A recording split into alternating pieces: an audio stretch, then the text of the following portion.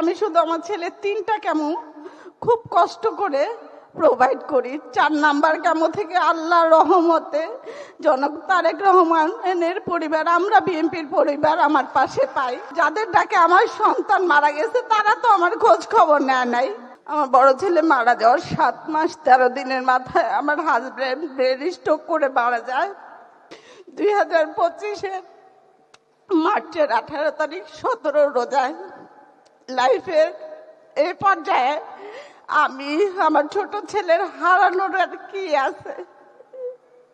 আমি এই দুঃসময়ে আমার ছোট ছেলেকে বাঁচানোর লড়াই এতটা অসহায় হয়ে যায় যে আমি তখন তত্ত্বাবধায়ক সরকারের কাছে যাওয়ার পরেও তারা আমার বিন্দু মাত্র সাহায্য করে না।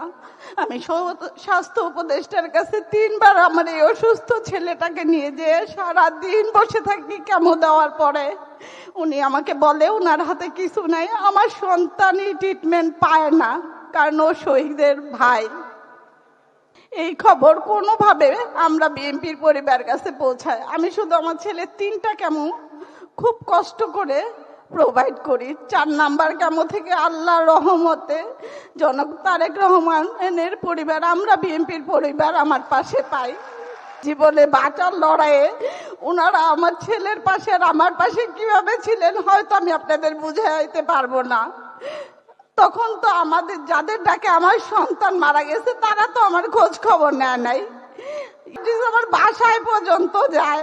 আমি সার্জিসকে বলি আমার জিসানের কেমন রেডিও আমি দিতে পারবো, আমার সার্জারিটা একটু বাইরে করায় দাও, কারণ ডাক্তার বলছিল সিঙ্গাপুরে সার্জারি করাইলে ওর জন্য সবচেয়ে বেস্ট হবে, কারণ এত ছোট বাচ্চা 3rd স্টেজের কেমো তো। আমি এমন কোনো দরজায় নাই যে নক করি নাই, কিন্তু আমি বিএমপি যে আমার পাশে পাবো আমার কখনো ওনাদের খুঁজতে হয় না, ওনারা নিজেরা আমার উইলিংলি আমার পাশে ছিলেন।